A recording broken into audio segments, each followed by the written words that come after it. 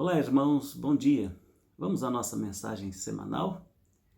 A abordagem que queremos fazer hoje, que se encontra no primeiro livro do profeta Samuel, capítulo 15, nele nós observamos o que vem a ser a desobediência de Saul e a sua rejeição da parte de Deus.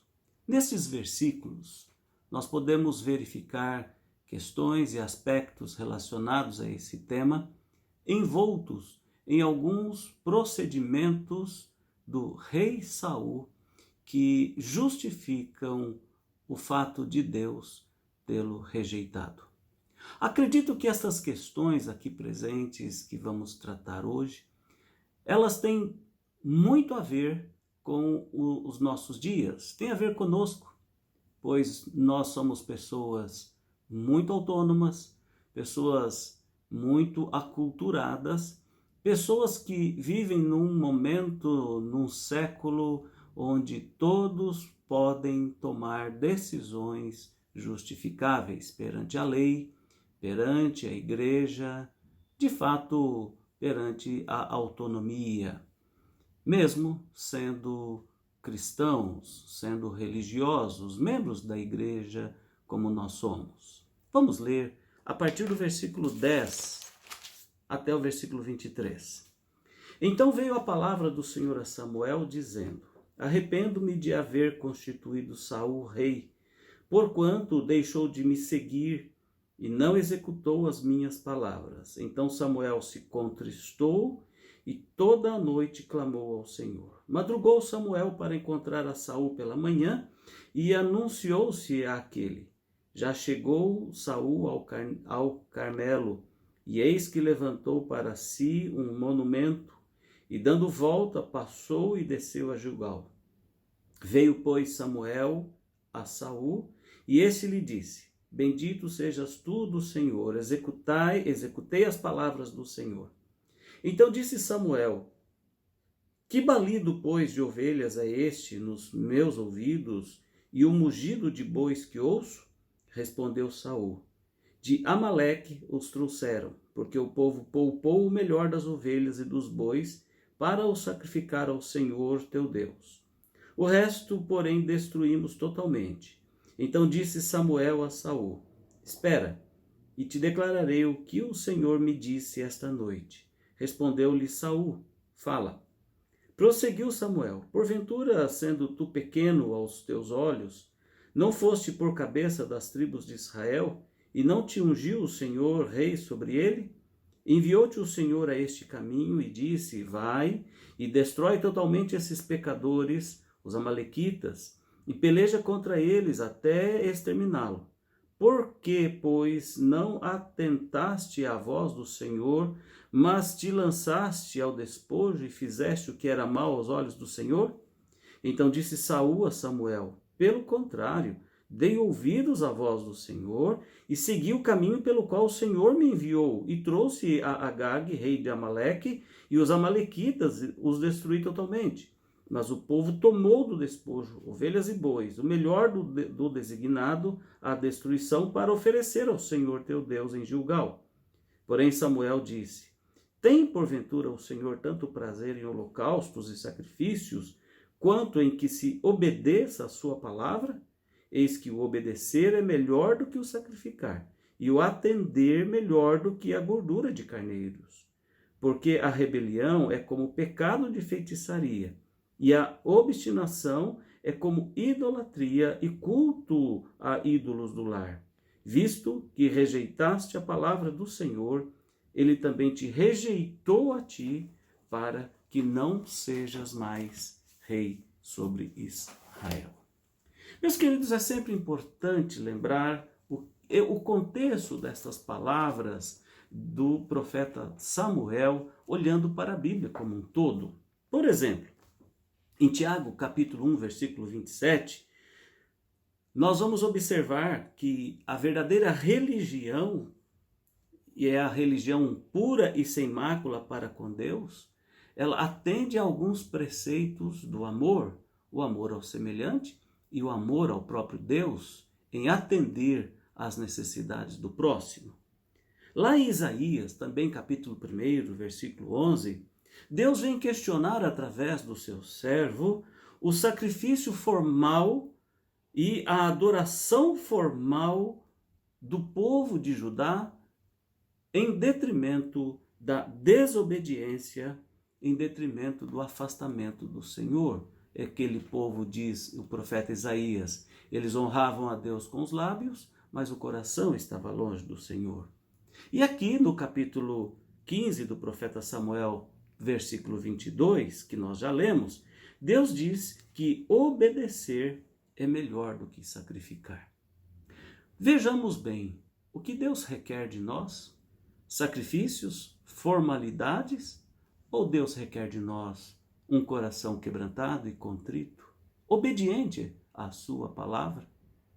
É exatamente isso que nós queremos ver hoje. O rei Saul, ele iniciou seu reinado debaixo de uma grande expectativa de sucesso. Fisicamente, Saul era uma espécie perfeita. Bonito, forte, inteligente, uma cabeça mais alta que qualquer outra pessoa que se encontrava em Israel. Exalava qualidades de liderança, mas fracassou, e por um motivo simples: desobedeceu ao Senhor, recusando-se a reconhecê-lo como verdadeiro soberano.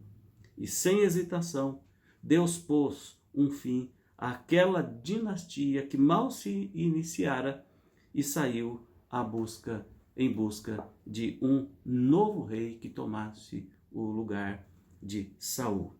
Mas é importante observarmos a narrativa do profeta Samuel. Essa narrativa, ela revela os primeiros sinais da desobediência de Saul a Deus.